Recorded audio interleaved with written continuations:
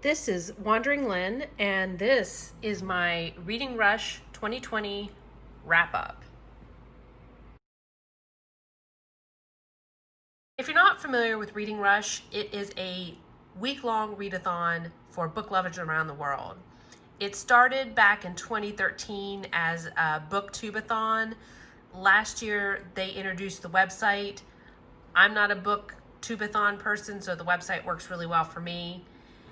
As you can see, you can keep track of your stats.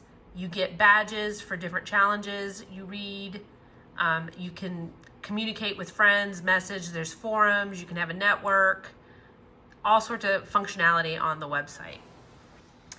And the goal is ultimately to read 7 books in 7 days. And this year I succeeded. I read 7 books, 5 paperbacks, and 2 ebooks. So I'm pretty excited that this year I made it. As you can see from my stats for the week, Monday was my best day. I read over 600 pages. Friday I had a lot going on, only got 125 pages, but I made my 7-book goal, over 2,600 pages. Plus I filled out some prompts on 2 other book challenges I'm doing. So super exciting week for me. And now let's get into the books that I finished this week. So this week I was going to start with Alterant. I received this book as part of the sci-fi grab bag from Half Price Books.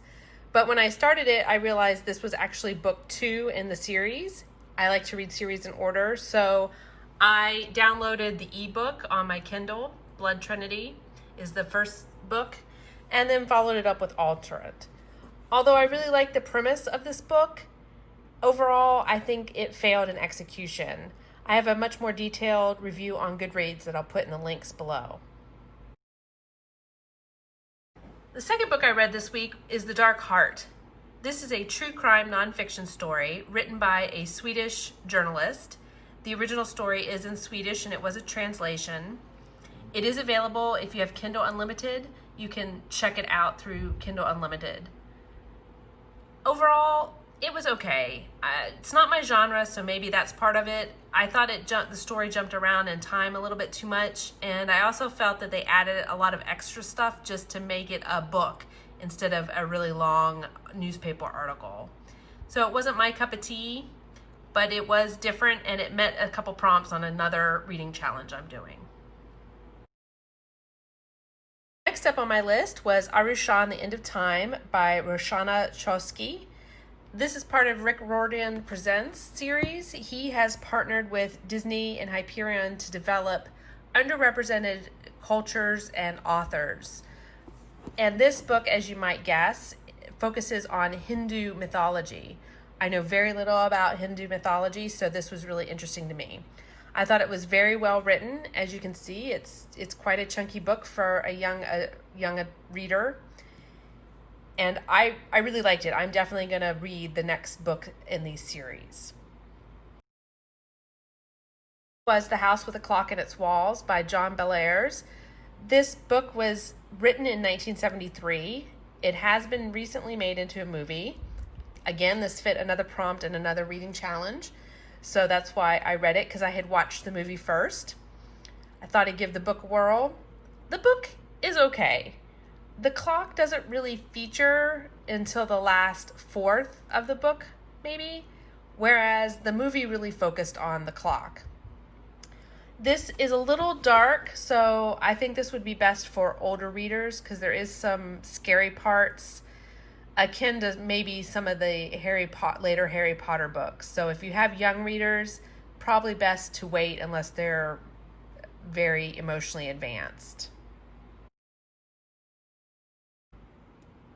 The 6th book I read this week is The Last Curtain Call by Juliet Blackwell. It is the 8th book in the Haunted Home Renovation Mystery series.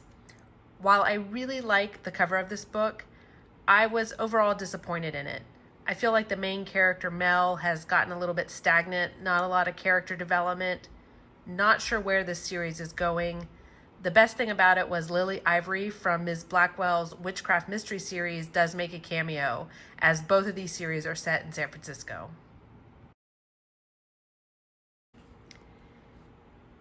And I saved the best for last with Magic Binds by Ilona Andrews. This is book 9 in the Kate Daniels series, and it may be the best book so far. I have just loved this series. It's phenomenal. Ilona Andrews is a wife-husband writing team, and they've just done a phenomenal job with this series. Kate is an amazing kick-ass heroine, and I have loved reading her story. And I've put off reading this book. It came out a couple years ago, mainly because this is the second to last book in the series. Book 10 is the last book. I am dying to know what happens, but at the same time, I've held off because I don't want it to end. That's how much I love this series. So I highly recommend anybody who loves urban fantasy, go check out this amazing series. And that wraps up my Reading Rush 2020 week. 7 books in 7 days. Far and away, Aru Shah and Magic Binds were the winners this week. Both of them great books. Magic Binds edging out a little bit more, definitely a 5-star read.